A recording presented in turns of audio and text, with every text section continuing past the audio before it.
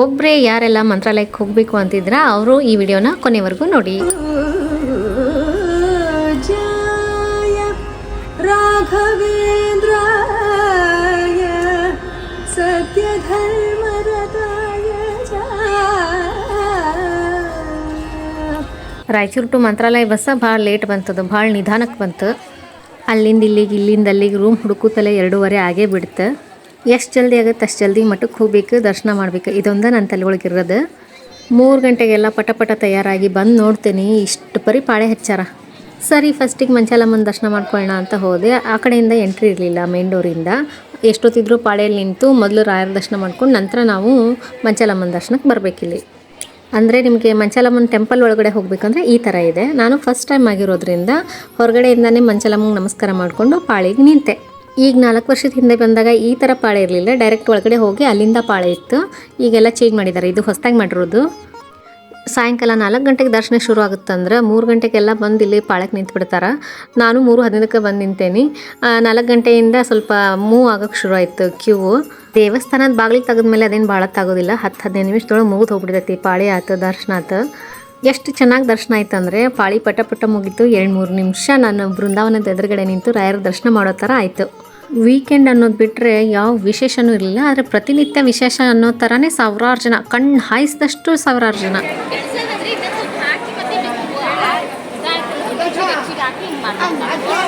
ಇಲ್ಲಿ ಮಂತ್ರಾಕ್ಷತೆ ಕೊಟ್ರಲ್ಲ, ಈ ಮಂತ್ರಾಕ್ಷತೆಯನ್ನು ಹೆಚ್ಚಿಸೋದು ಹೇಗೆ ಮನೆಗೆ ಹೋದ್ಮೇಲೆ ಅಂತ ಹೇಳ್ತಿದ್ದಾರೆ ಅವರು. ಇವತ್ತು ವೀಕೆಂಡ್ ಅಂತಾನೋ ಏನು ಪ್ರತಿನಿತ್ಯ ಇಷ್ಟೇ ಜನ ಇರ್ತಾರೋ ಗೊತ್ತಿಲ್ಲ, ಸಾವಿರಾರು ಜನ ಇದ್ದಾರೆ, ಕಣ್ಣು ಹಾಯಿಸಿದಷ್ಟು ಜನ. ಬರೋರು 100, ಹೋಗೋರು 100, ದರ್ಶನಕ್ಕೆ ನಿಂತವ್ರು 100, ದರ್ಶನ ಮಾಡ್ಕೊಂಡವ್ರು 100. ಮಾತಲ್ಲಿ ಹೇಳಕ್ಕಾಗಲ್ಲಪ್ಪ, ಈ ವೈಭವನ ಕಣ್ಣಾರೆ ನೋಡಬೇಕು, ಅನುಭವಿಸ್ಬೇಕು. ತೀರ್ಥ ಮತ್ತು ಮಂತ್ರಾಕ್ಷತೆಯನ್ನು ತಗೊಂಡು ಪ್ರದಕ್ಷಿಣೆ ಹಾಕೊಂಡು ಬಂದೆ. ಇವಾಗ ನಾನು ಮಂತ್ರಾಲಯಕ್ಕೆ ಬರುವಾಗ ಆದಂಥ ಅನುಭವಗಳನ್ನ ಹಿಂದಿನ ವಿಡಿಯೋದಲ್ಲಿ ಹಂಚ್ಕೊಂಡಿದ್ದೀನಿ, ಇನ್ನೂ ಯಾರು ನೋಡಿಲ್ಲ ಹೋಗಿ ನೋಡಿ. ಇವಾಗ ಸಮಯ 6 ಗಂಟೆ. ಇಲ್ಲೂವರೆಗೂ ಅಂದರೆ ನಾನು ಬರೀ ಲಿಮಿಟೆಡ್ ಆಗಿ ನೀರು ಕುಡಿದಿರೋದು ಮತ್ತು ಮನೆಯಿಂದ ನೈವೇದ್ಯ ತಂದಿರುವಂಥ 6 ಬಾಳೆಹಣ್ಣಲ್ಲಿ 2 ಬಾಳೆಹಣ್ಣು ಸೇವಿಸಿರೋದು. ಟಯರ್ಡ್ನೆಸ್, ಸುಸ್ತು ಏನೂ ಇಲ್ಲ. ಅಲ್ಲಿ ಎಲ್ಲನೂ ಕ್ಯಾಪ್ಚರ್ ಮಾಡೋಕ್ಕಾಗಿಲ್ಲ ನನಗೆ. ನಾನು ಆ ಕ್ಷಣ ಅನುಭವಿಸ್ಬೇಕಾಗಿತ್ತು. ಆ ಕ್ಷಣದಲ್ಲಿ ನಾನು ಅಲ್ಲಿದ್ದೆ ಅಷ್ಟೇ. ಮಠದೊಳಗಿಂದಾನೇ ಮಂಚಾಲಮ್ಮನ ದೇವಸ್ಥಾನದೊಳಗಡೆ ಬರ್ಬೋದು. ಮಠದಲ್ಲಿರುವಂಥ ಎಲ್ಲರ ಬೃಂದಾವನಗಳನ್ನು ನೋಡಿಕೊಂಡು ತೃಪ್ತಿ ಆಗೋವರೆಗೂ ಕೂತು ಬಂದೆ. ನದಿಲಿ ನೀರಿರುವಾಗ ತುಂಗಭದ್ರೆ ನಾನು ಒಟ್ಟು ನೋಡಿಲ್ಲ, ಹಾಗಾಗಿ ತುಂಗಭದ್ರೆ ನೋಡೋಣ ಅಂಥೇಳಿ ಅವಳಿಗೊಂದು ನಮಸ್ಕಾರ ಮಾಡಿದ್ರಾತಂಥೇಳಿ ಹೊಂಟೆ. ಈಗ ನೀವು ಇಲ್ಲಿ ಮೈಕಲ್ಲಿ ಕೇಳ್ತಿದ್ದೀರಲ್ಲ ರಾಘವೇಂದ್ರ ಸ್ವಾಮಿಗಳ ಚರಿತ್ರೆಯನ್ನು, ನಾನು ಅಲ್ಲೇ ಸಮೀಪದಲ್ಲಿ ಕೂತು ಕೇಳ್ಕೊಂಡು ಬಂದೆ. ಇವಾಗ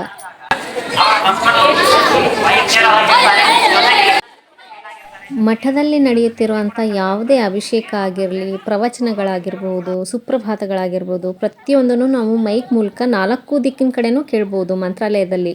ನಾನು ಬರಬೇಕಾದ್ರೆ ಇನ್ನೂ ಸೂರ್ಯ ಇದ್ದ ಆಕಾಶದೊಳಗೆ, ಮೋಡ ಎಲ್ಲ ಮರೆಮಾಚಿಬಿಟ್ಟಾರ ಸೂರ್ಯನ.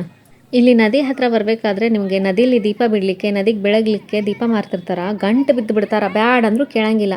ಸೊ ನಿಮ್ಗೆ ಇಷ್ಟ ಇದ್ರೆ ತೊಗೊಂಡು ಬೆಳಗ್ಬೋದು, ಇಲ್ಲ ಅಂದರೆ ಬೇಡ ಅಂತ ಹೇಳಿದ್ರು ಅವ್ರು ಗಂಟು ಬೀಳ್ತಾರೆ. ಒಬ್ಬಳೇ ಹೋಗಿರೋದ್ರಿಂದ ನನ್ನ ವಿಡಿಯೋ ಮಾಡೋಕ್ಕೆ ಯಾರು ಇರಲಿಲ್ಲ. ಅಲ್ಲೇ ಇದ್ದು ಬಂದು ಹುಡುಗಿಗೆ ವಿಡಿಯೋ ಮಾಡಮ್ಮ ಅಂದೆ, ಪಾಪ ಮಾಡಿಕೊಟ್ಲು.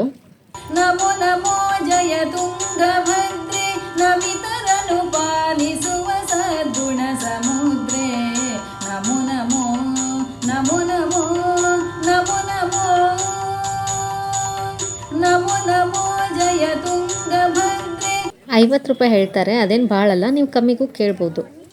ಹಿಂಗೆ ತುಂಗಭದ್ರೆಗೆ ಒಂದು ನಮಸ್ಕಾರ ಮಾಡಿಕೊಂಡು ಮಠದ ಕಡೆ ಹೊರಡೋಣ ಅಂಥೇಳಿ 2 ಹೆಜ್ಜೆ ಮುಂದೆ ಬರ್ತಾ ಇದ್ನ, ನಾನು ಹಿಂದ್ಗಡೆ ಒಂದು ದೊಡ್ಡ ಹಾವು ಬಂದುಬಿಡ್ತು. ನಾನು ನದಿಗೆ ಬೆನ್ನು ಮಾಡ್ಕೊಂಡು ಬರಬೇಕಾದ್ರೆ ಅದು ನನ್ನ ಬೆನ್ನ ಹಿಂದೆ ಇತ್ತು. ಹಾಗಾಗಿ ನದಿಲಿ ದೀಪ ಬಿಡೋರೆಲ್ಲ ಹಾವು ಅಂತ ಜೋರಾಗಿ ಗಲಾಟೆ ಮಾಡ್ಕೊಂಡು ಬರೋದಕ್ಕೆ ಅದು ಸೈಡಿಗೆ ಹೋಯ್ತು. 10 ಹೆಜ್ಜೆ ದೂರದಲ್ಲಿ ಕೂತು ನದಿ ನೋಡ್ತಿರೋರಿದ್ರು, ನದಿಯಲ್ಲಿ ದೀಪ ಬಿಡೋರಿದ್ರು. ಆದರೆ ಈ ಗ್ಯಾಪಲ್ಲಿ ನಾನು ಮತ್ತು ಹಾವು ಇಬ್ಬರೇ ಇದ್ವಿ. ಇದು ಪರಿಮಳ ತೀರ್ಥ. ಸಾಯಂಕಾಲ ಈ ಲೈಟಿಂಗ್ ಹಾಕಿದ್ಮೇಲೆ ಅಂತೂ ಒಂದು ದೇವಲೋಕಕ್ಕೆ ಬಂದಂಥ ಅನುಭವ ಆಗುತ್ತೆ. ಕಣ್ಣು ಮನಸ್ಸು ಎರಡೂ ತುಂಬ್ಕೋಬೇಕು, ಅಷ್ಟು ಚಂದ ಅನ್ನಿಸ್ತೈತಿ. ನಾನು ಮನೆಯಿಂದ ಹೊರಡಬೇಕಾದ್ರೂ ಸಂಕಲ್ಪ ಮಾಡ್ಕೊಂಡಿದ್ದೆ, ನಾನು ಇವತ್ತು ಹೊರಗಡೆಯಲ್ಲಿ ಏನೂ ತಿನ್ನಂಗಿಲ್ಲ, ನಾಷ್ಟ ಮಾಡಲ್ಲ, ದರ್ಶನ ಆಗುತ್ತಾನ ಊಟ ಮಾಡಲ್ಲ ಅಂಥೇಳಿ. ನನಗೇನಿತ್ತಂದ್ರೆ 1 ಗಂಟೆಗೆಲ್ಲ ರೀಚ್ ಆಗಿ 2 ಗಂಟೆ ಒಳಗೆ ದರ್ಶನ ಮಾಡ್ಕೋತೀನಿ ಅನ್ನೋದು ಭಾಳ ಇತ್ತು. ಆದರೆ ಅದು ನೆರವೇರಲಿಲ್ಲ. ಬೆಳಗ್ಗೆಯಿಂದ ಏನೂ ತಿಂದಿಲ್ಲ ನಾನು, ಬೆಳಗ್ಗೆಯಿಂದ ಏನೂ ತಿಂದಿಲ್ಲ. ನೀರಷ್ಟೇ ಇಲ್ಲಿ ಕುಡ್ದಿರೋದು. ಮಧ್ಯಾಹ್ನ 2 ಗಂಟೆಗೆ ನೀರು ಕುಡ್ದಿರೋದು, ವಾಪಸ್ ಇವಾಗಲೂ ನೀರು ಕುಡ್ದಿರೋದು ನಾನು. ಇವಾಗಿನ್ನ 7-10 ನಿಮಿಷ ಕಮ್ಮಿ ಐತಿ. 7:30ಕ್ಕೆ ಶುರು ಆಗುತ್ತೆ ಅನ್ನಪ್ರಸಾದ. 7:30ರಿಂದ 9 ಗಂಟೆವರೆಗೂ ನಮಗಿಲ್ಲಿ ಪ್ರಸಾದ ಸಿಗುತ್ತೆ. ನಿಜ ಹೇಳ್ತೀನಿ, ನಾನು ಎಲ್ಲಿವರೆಗೂ ಹೊಟ್ಟೆ ಕಡೆ ಲಕ್ಷ್ಯ ಕೊಟ್ಟಿರಲಿಲ್ಲ, ಅಲ್ಲಿವರೆಗೂ ನಾನು ಸುಸ್ತು, ಹೊಟ್ಟೆ ಹಸಿವು ಏನೂ ಆಗಿರಲಿಲ್ಲ ನನಗೆ. ಅಷ್ಟೇ ಕ್ಯೂವಿಗೆ ಜಲ್ದಿನ ಬಂದು ನಿಂತಾರ. ಇವ್ರನ್ನೆಲ್ಲ ನೋಡಿದ್ರೆ ಗೊತ್ತಾಕಿರ್ಬೇಕು ನಿಮಗೆ ಮಠದಾನ ಪ್ರಸಾದ ಅಂದ್ರೆ ಎಷ್ಟು ಮಹತ್ವ ಇರ್ತದೆ ಅಂಥೇಳಿ. ಎಷ್ಟಿಷ್ಟು ದೂರದಿಂದ ಬಂದಾರಂದ್ರೆ ಬೆಂಗಳೂರು, ಮೈಸೂರು, ಮಂಡ್ಯ, ಮಂಗಳೂರು, ಶಿವಮೊಗ್ಗ, ದಾವಣಗೆರೆ, ಹೊನ್ನಾಳಿ ಎಲ್ಲರನ್ನೂ ಮಾತಾಡ್ಸೇ ಕೈ ಬಿಟ್ಟಿನಿ ನಾನು. ಕುಟುಂಬದವರೆಲ್ಲ, ಅಕ್ಕಪಕ್ಕದ ಮನೆಯವರೆಲ್ಲ, ಓಣ್ಯಾನ ಹೆಣ್ಮಕ್ಳು, ತಮಗೆ ಪರಿಚಯದವರು ಎಲ್ಲರೂ ಸೇರಿ ಬಂದಿರೋದಿಲ್ಲಿ. ಇಲ್ಲಿರೋ ಆಂಟಿಗಳನ್ನ ಮಾತಾಡಿಸ್ದೆ. ಅವ್ರು ಹೊನ್ನಾಳಿಯಿಂದ ನಿನ್ನೆ ಬಂದಾರಂತ. ಪಾಪ 1 ಗಂಟೆಗೆ ಹೊಸಪೇಟೆಗೆ ಬಂದ್ರೆ ಬೆಳಿಗ್ಗೆ, ಅವ್ರಿಗೆ ಬಸ್ಸೇ ಇರಲಿಲ್ಲಂತ. ಹಿಂಗೆ ಅವರೆಲ್ಲ ಪ್ರಯಾಣದ ಕಥೆಗಳನ್ನ ಹೇಳ್ಕೊಂಡು ಮತ್ತೆ ಇಲ್ಲೇ ಅಕ್ಷರ ಮಾಲಿಕೆ ಸ್ತೋತ್ರ ಹಾಕಿದ್ರು, ಅದನ್ನು ಕೇಳಿಕೊಂಡು ನಾನಿಲ್ಲೇ ಕ್ಯೂ ಒಳಗೆ ನಿಂತಿದ್ದೆ. ಪಾಪ ಇವರೆಲ್ಲ ಬೇಗ ಬಂದು ಪಾಳಿಗೆ ನಿಂತಿದ್ರು. ಆದರೆ ಅವರಿಗೆ ಮಕ್ಕಳೆಲ್ಲ ಕಿರಿಕಿರಿ ಮಾಡಾಕತ್ರ ಅಂಥೇಳಿ ಅವ್ರು ವಾಪಸ್ ಹೊಂಟ್ರು. ಇನ್ನು 5 ನಿಮಿಷ ಇತ್ತು ಬಾಗಿಲು ತೆಗಿಯಾಕ. ಪಾಪ ಹೋದ್ರು ಅವರು. 3 ವರ್ಷದಿಂದ ಬರ್ಬೇಕನ್ನಕತ್ತಿದ್ದೆ. ನಿನ್ನೆ ಧಾರವಾಡದಿಂದ ಊರಿಗೆ ಬರಬೇಕಾದ್ರೆ ಧಾರವಾಡದಿಂದ ಮಂತ್ರಾಲಯಕ್ಕೆ ಪಾದಯಾತ್ರೆ ಹೊರಟಿರೋಂಥ ಒಂದು ಗುಂಪು ನೋಡಿದೆ ನಾನು. ಅವರು ಪಾದಯಾತ್ರೆ ಮಾಡಬೇಕಾದ್ರೆ ನನಗೆ ಬಸ್ ಐತಿ, ನಾ ಬಸ್ಸಿಗೆ ಹೋಗೋಕ್ಕಾಗವಲ್ದಲ್ಲ ಅಂಥೇಳಿ ಸಡನ್ನಾಗಿ ನಮ್ಮ ಅವ್ವರಿಗೆ ಹೇಳಿಬಿಟ್ಟೆ, ನಾ ಹೋಗ್ತೀನಿ, ನೀನು ಬರೋಕತ್ತೆ ಇಲ್ಲ, 3 ವರ್ಷದಿಂದ ಆಯ್ತು ನೀನು ಕರೆಯಾಕತ್ತೆ, ನಾ ಹೋಗಿ ಬರ್ತೀನಿ ಮಮ್ಮಿ ಅಂದೆ. ಸರಿ ಅಂಥೇಳಿ ನಮ್ಮ ಮಮ್ಮಿ ಹೋಗಿ ಬಾ ಅಂತ ಪರ್ಮಿಷನ್ ಕೊಟ್ಟೇ ಬಿಟ್ರು. ನಮಗೆ ಹೊಟ್ಟೆಗೆ ಬೇಕಾಗುವಷ್ಟು ಪ್ರಸಾದ ನೀಡ್ತಾರೆ ಇಲ್ಲಿ. ನಾನಿಲ್ಲಿ ಪ್ರಸಾದ ತೊಗೊಂಡಾದ್ಮೇಲೆ ಪ್ರಸಾದ ನೀಡಿ ಬಂದೆ. ಅದು ಎಷ್ಟು ಖುಷಿ ಅನ್ನಿಸ್ತು ಗೊತ್ತಾ ನನಗೆ. ನಾನು ಉಪವಾಸನೇ ಬರಬೇಕು, ಇಲ್ಲಿ ಪ್ರಸಾದನೇ ತಗೋಬೇಕು, ನಾನು ಸೇವೆ ಮಾಡಬೇಕು ಅಂಥೇಳಿ ಸಂಕಲ್ಪ ಮಾಡ್ಕೊಂಡು ಬಂದಿದ್ದೆ. ಅದೇ ಪ್ರಕಾರ ನಡೀತೆ ನನ್ನ ಈ ಯಾತ್ರೆ. ಯದ್ಭಾವಂ ತದ್ಭವತಿ. ಈ ಕ್ಷಣದವರೆಗೂ ನನಗೆ ಸುಸ್ತಾಗಿಲ್ಲ.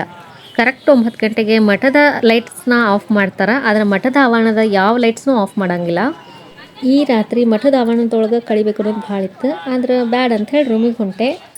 ನಮಗಿಲ್ಲಿ ಯಾವುದೇ ಅಭದ್ರತೆಗೆ ಕಾರಣ ಇಲ್ಲ, ಭಯ ಪಡೋ ಅವಶ್ಯಕತೆ ಇಲ್ಲ. ಒಬ್ಬೊಬ್ಬರೇ ಆರಾಮಾಗಿ ಹೋಗಿ ಬರ್ಬೋದು ನಾವಿಲ್ಲಿ. ಆಲ್ರೆಡಿ ಜನ ಮಲ್ಕೊಳ್ಳೋಕೆ ಶುರು ಮಾಡಿದ್ರು. ಯಾರಿಗೂ ನಿದ್ದೆ ಬರೋದಿಲ್ಲ. ದೇವ್ರು ನೋಡಿದ್ರು ಸಂಭ್ರಮಕ್ಕೆ, ಬಂದಿರೋ ಖುಷಿಗೆ ಸೊ ನೇಮಕ್ಕೆ ಮಕ್ಕೊಂಡಂಗೆ ಮಾಡೋದು. ಬೆಳಿಗ್ಗೆ ಜಲ್ದಿ ಎದ್ದು ಈ ಮಂತ್ರಾಲಯದ ವೈಭವವನ್ನು ಮತ್ತೊಮ್ಮೆ ಕಣ್ಣು ತುಂಬ್ಕೋಬೇಕು. ನಾನು ರಾಯರ ದರ್ಶನ ಮಾಡಬೇಕು.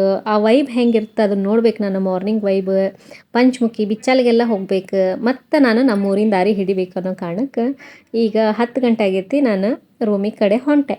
ಈ ವಿಡಿಯೋ ನಿಮ್ಮೆಲ್ರಿಗೂ ಇಷ್ಟ ಆಗಿದ್ದರೆ ಸಬ್ಸ್ಕ್ರೈಬ್ ಮಾಡಿ ಮತ್ತು ಲೈಕ್ ಮಾಡಿ.